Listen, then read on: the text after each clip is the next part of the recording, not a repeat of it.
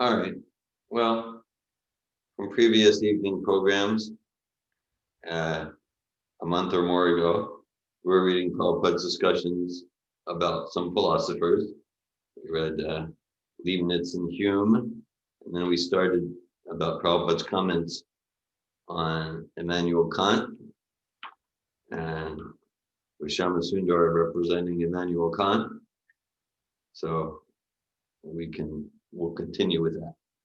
Yeah, and I read that not so long ago in Shama Sundar's book too. Yes. So it will be a repeat. I'm going to leave you. I just need to go very quickly to the restroom. So you can start and go, or yeah, I'm going to come right back. Okay. Is there any such thing as innate knowledge? Prabhupada, innate knowledge means that knowledge which you are cultivating that is already there. Ramasundar. For instance, if you are unable to receive knowledge from a higher authority, could you still somehow have this knowledge inside? Prabhupada. Yes, inside there is. We say Chaitya Guru. Krishna is within. Shamasundar. So one could understand about Krishna perhaps if he was unable to receive from outside. How Krishna is everything, outside and inside. Inside he is Paramatma. Outside he is spiritual master. So Krishna is trying to help the conditioned soul both ways, outside and inside. Therefore, spiritual master is representative of Krishna. Krishna comes outside as spiritual master, and inside he is personally there.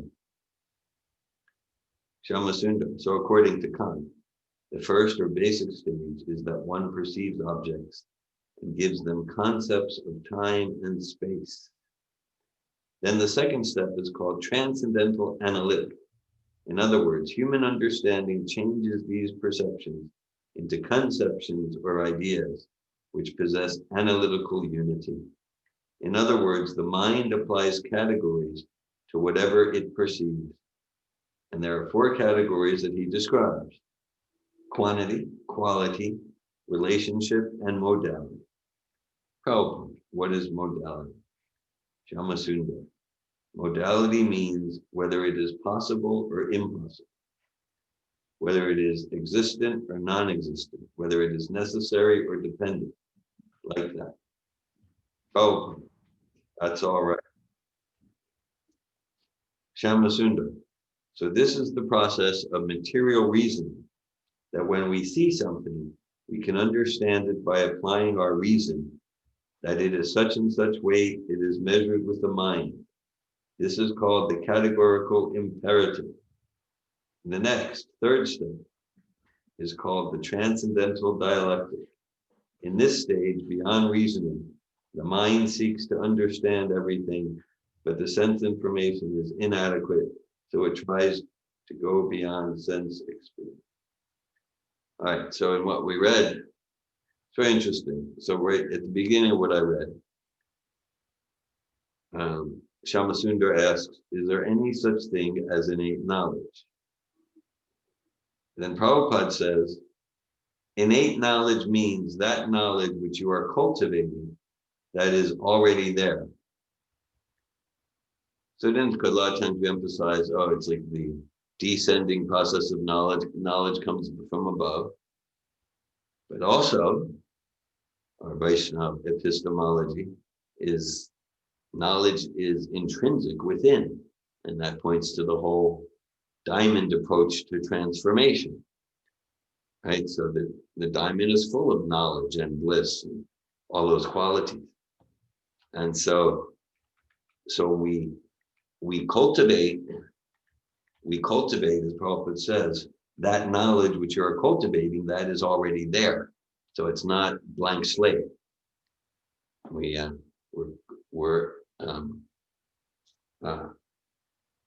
The knowledge that's already within is revealed as the diamond gets cleansed. And that process is through following those whose diamonds are already cleansed. Mm. I just read that because it was so beautiful. Very beautiful. Yeah. Yeah. When I came to Krishna consciousness, I really experienced that. You know, not like I'm self-realized about the knowledge, the cheat potency, that I experienced so much like, this is what I know. Right. Imagine everybody has that experience. Yeah, it's so foreign, but it's like coming home to a place that I know very well. And yeah. So in the Vaishnava epistemology, it's descending, and it's also, yes, like, and the knowledge is within. So both are key. Both are key. And so I sometimes this process, accept a guru, and it's like, oh, it's not a self-directing process. It's completely directed by what is true within, and it's revealing what is already within. The whole process of bhakti is imbued with knowledge. The spirit soul is imbued with knowledge.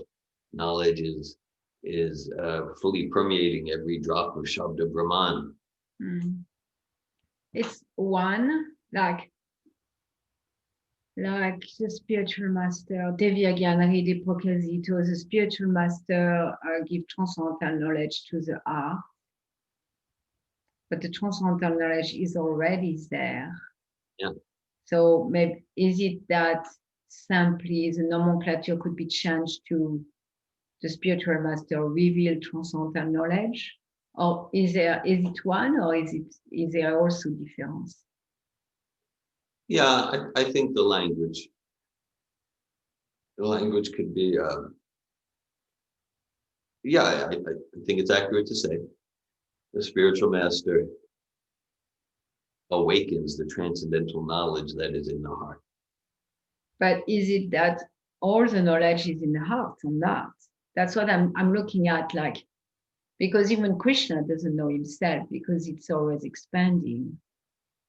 So I'm looking at, is the soul chit potency, it doesn't seem that it will be finite, like that it will also be always expanding. Always expansive. And it is always expanding from within or also expanding from without. Is it oneness and difference, or only oneness? You understand what I mean? When you say expanding knowledge from without, I'm not quite clear what you mean. Well, okay, so the spiritual master awaken or reawaken the knowledge we have in our hearts. Is the spiritual master also like add to that knowledge as to unlimitedly increase that knowledge, like Krishna's is unlimited and always expand, and so his knowledge of his own self is increasing also. So I'm just looking like that's cheat potency is a spiritual master awakened, so that's clear.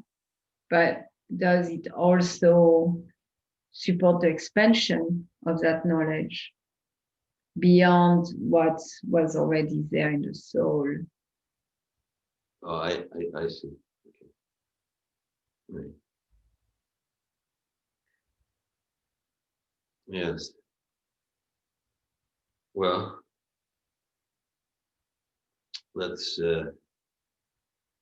read a bit from Prabhupada and see where we go. Okay.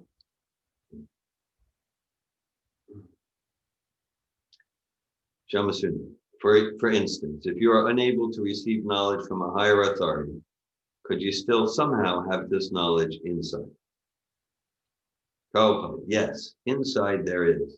We say Chaitya Guru, Krishna is within. Shyamasundar. So one could understand about Krishna perhaps if he was unable to receive from outside. Prabhupada, Krishna is everything, outside and inside. Inside he is Paramatma. Outside he is spiritual master. So Krishna is trying to help the conditioned soul both ways, outside and inside. Therefore, spiritual master is representative of Krishna. Krishna comes outside as spiritual master, and inside, he is personally there. Hmm. So it's not really speaking about the chit potency. It's speaking about the Chitta Guru, Paramatma. Well, I think it relates to the chit potency. Yeah, I think it relates to the chit potency. That okay, because so the soul, so even or also or especially for the enlightened soul, knowledge expands and increases unlimitedly, infinite. But the soul, enlightened or not, does not exist in a vacuum. So enlightened soul means it's a soul connected with Paramatma. Mm-hmm. So the enlightened soul is perpetually receiving Divyagan from the spiritual master, which is external in Bapu form or books or whatever, following the instructions. And what that means is that the enlightened soul's sincerity to serve increases, and then the Paramatma reveals more and more infinite truth and qualities. And so I think in that statement from Prabhupada here, yeah, he's sort of saying Achinti Beta Beta. You could say it's from outside, from the spiritual master. But the whole process goes through the heart of the heart, the heart of the soul, the heart of the heart of the chit potency is the Paramatma. Mm-hmm. So the whole process it's always coming from within. Mm-hmm. Paramatma is enlivening the soul to awaken more and more. So that's from the heart of the heart. And yeah, the process is from the soul sincerely serving the spiritual master, and the spiritual masters bestowing ever increasing Divya Gyan, and the Paramatma is pleased with the soul and inspires more and more knowledge. So there's a distinction of Chaitya Guru and external manifestation, but there's no distinction. Yeah, and the external manifestation still comes from Krishna anyway. Also, yeah. Yeah. So it's Krishna in this different form, enlightening the soul. And the soul doesn't exist in a vacuum, like you were saying. And it's not like the soul exists in a vacuum with its knowledge in chit potency. Yeah. But the chit potency is unlimited and always expands through the whisper of the Paramatma, Chitta Guru, and the guidance of the external Guru. Nice. Thank you. Krishna comes outside as spiritual master, and inside he is personally there. Okay. All right. I'm going to skip a bit that I read when you were gone. All right. So Shamasundar says, he says the mind is aware that there is an ultimate reality or a thing in itself, a noumenon, which produces each phenomenon. But the mind is not equipped to sense this ultimate reality, so the mind must remain forever content to be agnostic. Then there's kind of like a... So Kant says that there is a phenomenal world, but the mind cannot access the phenomenal world, so it should forget about it, basically. Well, Kant's saying that the mind's aware that there is a noumenal world. Noumenal means transcendental metaphysical reality. Oh, okay. And then that noumenal world produces each phenomenon. If the mind is not equipped to sense its ultimate realities, the mind must remain forever content to be agnostic. So the mind and senses, according to Kant, we can experience the phenomenal world. That's what we would call material nature. And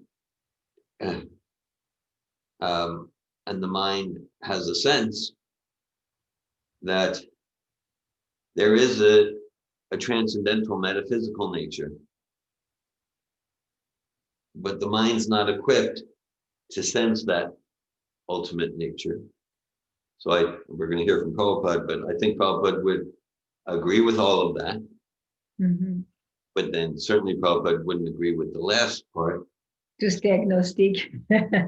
Yeah, so the mind must remain forever content to be agnostic because, though it's true, with our material mind and intelligence and senses, we can't sense that, we can't have direct sense of that transcendental nature.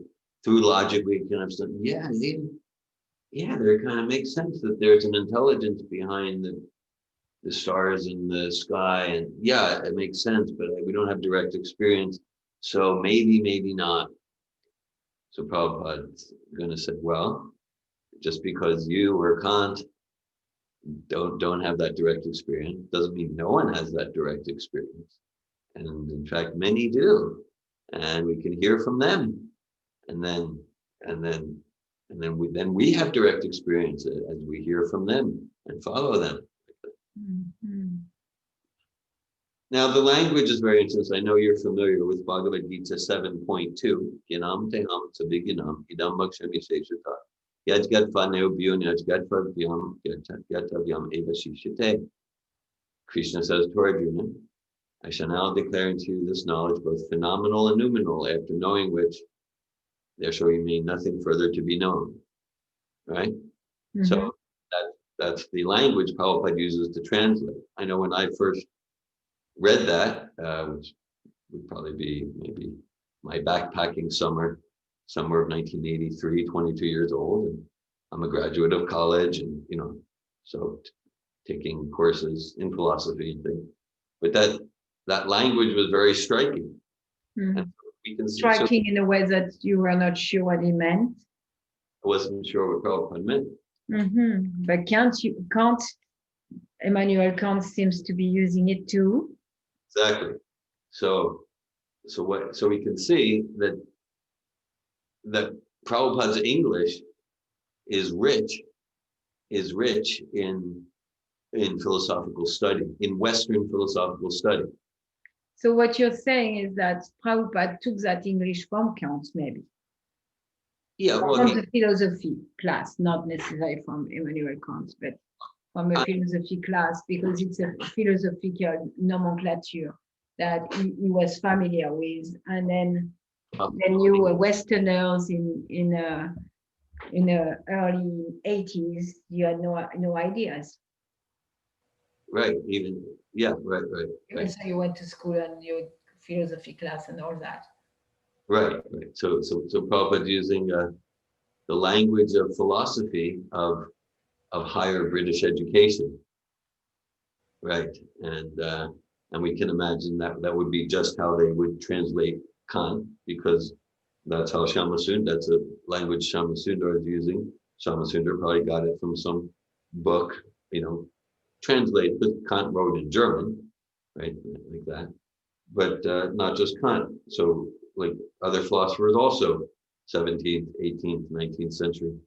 So you can see, Prabhupada's very studied. He's very schooled in the language of philosophy, including Western philosophy. Mm-hmm. Because the language here is the same as Prabhupada uses in 7.2 and other places. Mm-hmm. And so Prabhupada's quite familiar with the language Shyama-Sundar is using. Mm-hmm. More than I would have been had I not read Prabhupada. Mm-hmm. So this idea of Kant, it's, again, we can be confident Prabhupada's he would agree with everything to the last sentence, which is missing parampara. But so the idea yeah, we can have some sense that there's something beyond us. We can have some sense that there's something beyond us.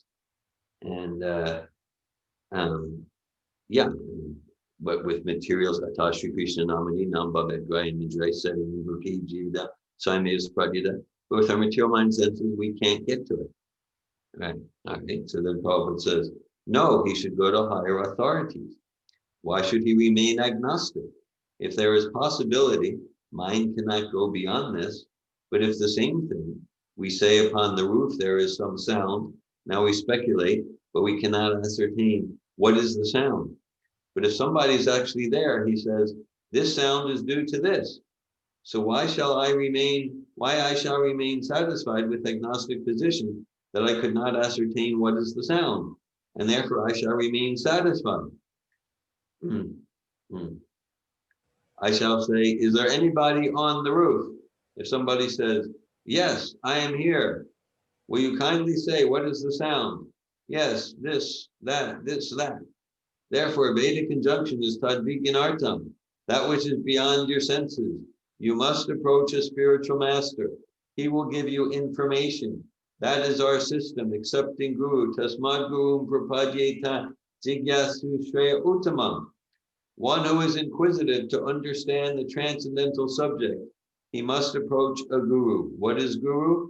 Shabde Pare Chanishnatam, Guru, who is expert or well-versed in the Vedic literature, Shruti. And what is the result? How can I understand that he is well-versed in Vedic literature? Brahman Yupa Shamasraya. He has forgotten everything material. He is simply concerned with the spirit soul. That's all. Everything is there. So Kant here is imperfect in his knowledge. Such a simple, striking example. The roof. It perfectly responds to Kant's, because Kant's saying, with the mind, we can know there's something noumenal, something metaphysical, but we can't really have a direct experience. So similarly, like, okay, so Prabhupada, because Prabhupada could have given so many other analogies, he could use, but just like we're in the house and we hear a sound on the roof. So that perfectly relates to what Kant's saying.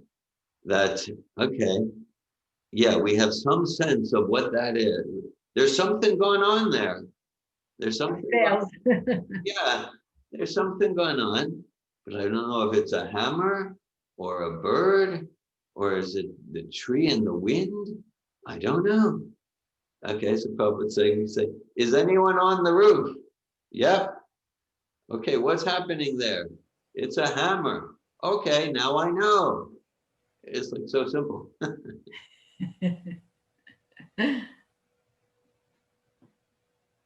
Shyamasundar, actually, he is just exploring this possibility that because we can't know it by our senses, therefore we must, Prabhupada, that is misleading.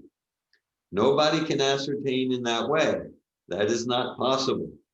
In the Shastras, it is said that Pantastukoti Shatavatsara Sampragamyo. He is thinking he is a man living for 50 or 60 or 100 years. But if somebody is there, just like modern, these Sputnik scientists, they say that if one can go 40,000 of years at the speed of light, he can approach the topmost planet. So Shastra says, even one goes 40,000 of years, still you won't find where is Krishna's abode. Not only at the speed of light, but he says the speed of mind and air, pantas tukoti, satavatsara sampragamyo vayoratapi manaso muni pungavanam.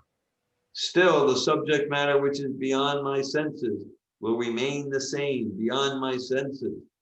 This material attempt will not help, never. There is another verse that Adane gopi chindan videna ata pudedevo padam jadaya. And there's a question mark there, which means the BBT transcribers don't know where that's from. Oh. And because reading through Prabhupada's lectures and conversations, there's a lot, because there's so many verses we hear from Prabhupada and we know where it comes from. But Prabhupada regularly, he just comes out with something and just They don't know where it's from, so they just put a question mark. So Prabhupada says, quote, "Dear Lord, a devotee who has got a little grace from your lotus feet, Padam Jadaya, question mark, he can understand you. Otherwise, they may speculate for millions of years. Still, it is not possible. Just like Krishna says that Manushyanam Sahasreshu, out of many millions of people, one is interested to make his life successful. And out of millions of successful means one who understands that I am not this body." You take census in this Nairobi city, you will find that 99.9% or more than that, people do not know what he is. Everyone knows that I am this body. So perfection of life means one who understands that I am not this body. They become impersonal, something like that, or voidist.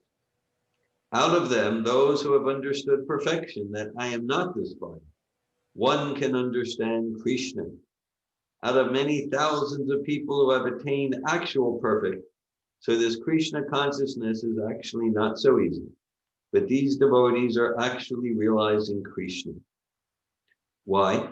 By the grace of Krishna. Because the devotees are engaged in his service. He is revealing himself. That is the process, not by this Kant speculation. It is not possible. Shyamasundar. He says that although this ultimate reality appears unknowable, still the mind seeks to discover it. Prabhupada, yes, he cannot be satisfied. He is seeking Krishna. Shyamasundar, yes. So he says that the real world or the ultimate reality becomes a construction of the mind by speculationists, that they take the contents of this world and reproduce it into what they believe to be the real world. Prabhupada, by speculation, the real world for them is negation of this world. That is voidism. I am experiencing everything here material, so this material thinking and other material thinking induces him to conclude that it must be opposite. It must be opposite. That is material. So spiritual means not this form or formless or void. So that is also material thinking, just the opposite number. Shyamasundar. He is still proceeding in his method. He comes to some good conclusions. He is trying to understand what makes men's minds work. He says that thus this real world becomes an ideal construction in the mind of man.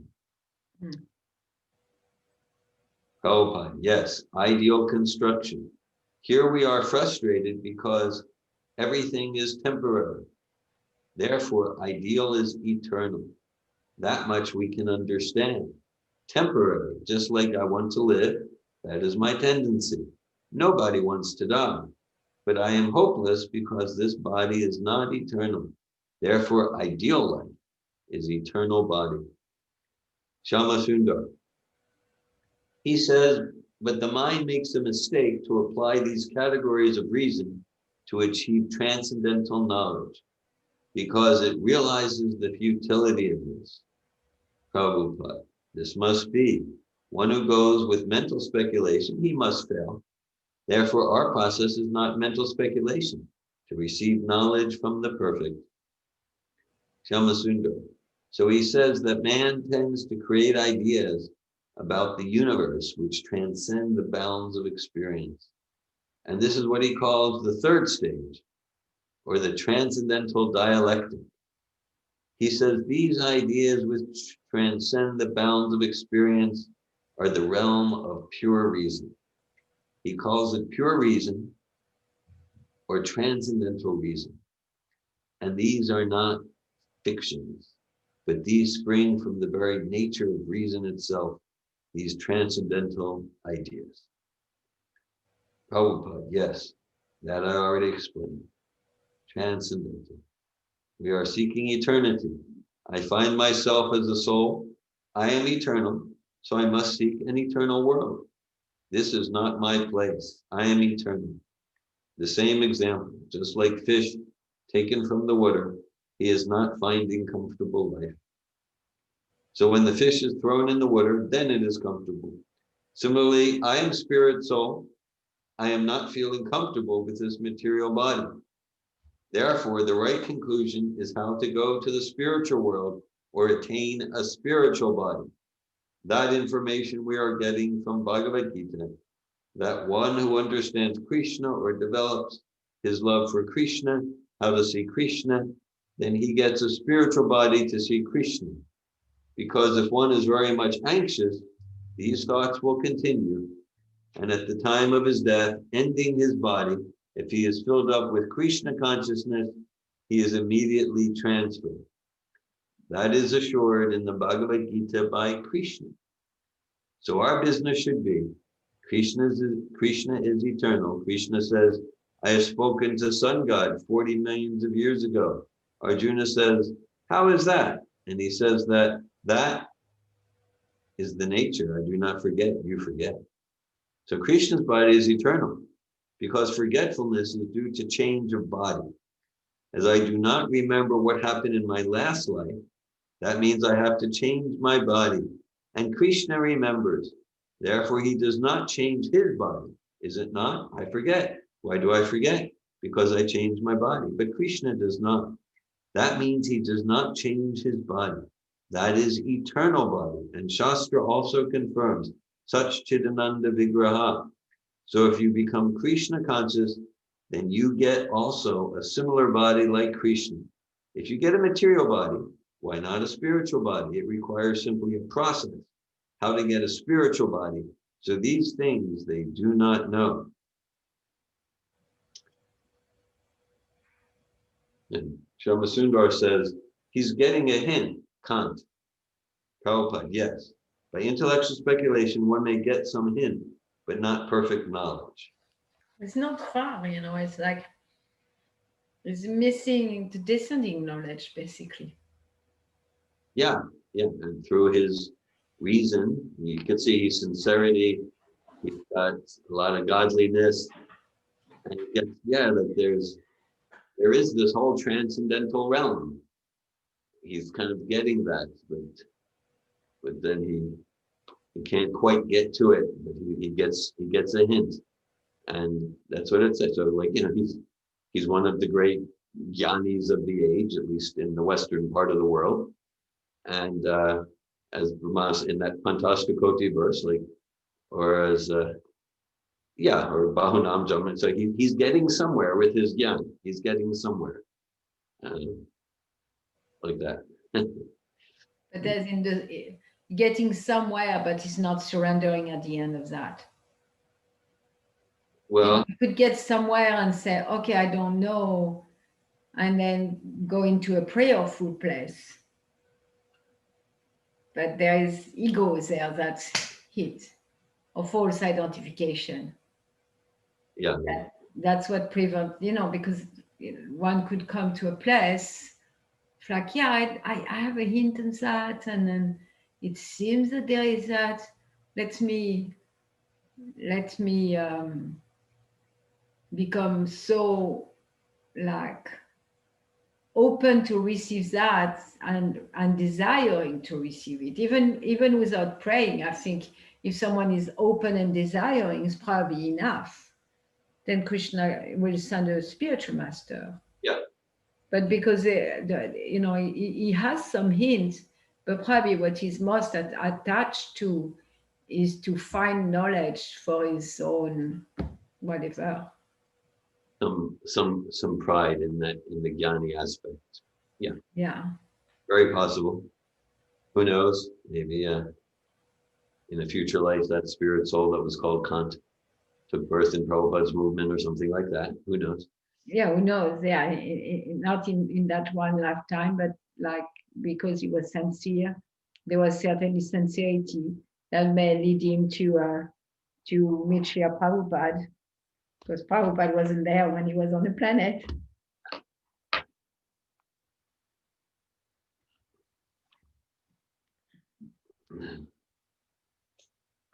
Okay, I'll read a little bit more, and then we'll bring it to a close. Shyamasundar, he says, for instance, that this pure reason or this transcendental reason is there to guide man to an understanding of wider knowledge, to guide his understanding to knowledge, and that the aim of this pure reason is to find the totality of synthesis. In other words, to understand everything. By knowing the ultimate reality, one will understand everything. Prabhupada. So simply by understanding that he is spirit, gradually he understands that there is a spiritual world. The spiritual world is full of varieties. Everything is there exactly like this, but that is eternal and this is temporary. And Prabhupada makes that point, and I like to follow Prabhupada make it. That just, yeah, as we begin to understand, oh, I am spirit, I'm a spiritual being, every human. And then it's just kind of logical, even if we don't experience it, like, okay, related to the human experience and arms and legs, and there's this whole world of chairs and relationships.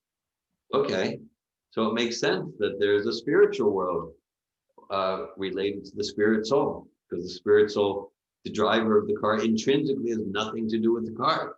So there must be a world beyond the world of the car, gas stations and junkyards. There's a world of the driver. Mm-hmm. There must be a world of the soul, and that's where Prabhupada's indicate. Shamasundar, he says that this pure reason has a regulative value, that is, by attempting to grasp the totality of conditions by connecting a particular phenomenon with the whole experience. In other words, for example, the idea of a supreme being is a regulative principle of reason because it tells us to view everything in the world in connection, as if it proceeded from the necessary cause or the supreme being. Prabhupada, the supreme being is the cause of all causes. Shamasundar, yes. So he says to suppose, or to use my pure reason, to come to the conclusion that there is a supreme being is a regulative function because it makes everything regular. By coming to the conclusion that there is a supreme being, the rest of everything, all phenomena, become regulated in relationship with the supreme being. This is the natural impulse. Prabhupada, that is stated in the Bhagavad Gita, Maya Dyakshena Prakriti, Suyate Sacharacharam. Under my direction, the whole material nature is working, and everything is going on. On this account, everything in this cosmic manifestation is going on regularly. All Vedic Shastra describes like that behind these phenomena, there is a direction of a person, and he is the supreme person. Shamasundar. So he says that this is a natural impulse, that it is the nature of reason itself to find regularity, a total regularity for everything, so that it must suppose that there is a supreme being in order to find that total synthesis. Prabhupada. So in your preaching, you can use this Kant's statement, how he is confirming the statement of Bhagavad Gita. Bhagavad Gita directly says that he, as a philosopher, has found out that this is a fact. So this may help in our preaching work.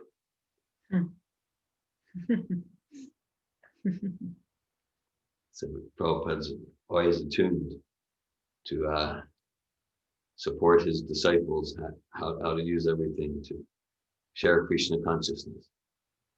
Even the words of the philosopher. For sure. This is a very important project for Prabhupada and for preaching work. It's full of philosophical discussions related to the Western philosophers. Shamasundar, he says that phenomena are so endless that it is impossible to arrive at ultimate reality by the reason alone, because there are certain, what he calls transcendental illusions. Prabhupada, therefore you have to take Krishna's assertion. I am puzzled with these varieties of phenomenal changes, and you cannot understand how these things are being done. But as soon as you come to Krishna, he says that I am behind this, I am doing it, then your conclusion is perfect. Shamasundar. He says that when you examine material phenomena by your reason, you come to certain contradictions, and he calls them antinomies. He lists 4 antinomies, and antimony means both sides are true. Prabhupada. In Sanskrit, it is called Viruddha Dharma, words that mean both yes and no. He can adjust, yes and no, both. Okay, I think I'll pause there. Yeah. Quite a bright fellow, huh? Yes? He went quite far. He went quite far, like in the phenomenal world, and the fact that we cannot comprehend with the phenomenal world, with the phenomenal mind, something that's beyond. Yeah, it's hard to believe that he will not, from that conclusion, kind of open himself to be desiring to receive knowledge from above, like coming to so close to a place of like even admitting that he is limited in understanding something that he only has perception of. Of course we don't know what's happened inside of him, but he came so close. Yes. Yeah, he was a sincere, he was empowered in being a jnani in some ways. And we don't know. I mean, we could read the history of Kant and see where did he go as his philosophy developed in his personal life. Even that, we would get the filters of the biographers and things. But yeah, where did he land at the end of his life? Like Sankaracharya. Because maybe also like in the same way that Sankaracharya is Vaishnav's part of him is kind of hidden. Yeah. So who knows, all those existentialist philosophers, maybe many of them landed somewhere at the end of their life when they come closer to death, but then their follower kind of ignored it. Yeah. Maybe there was something like that for Kant. You've heard me talk about Carl Rogers. He wasn't.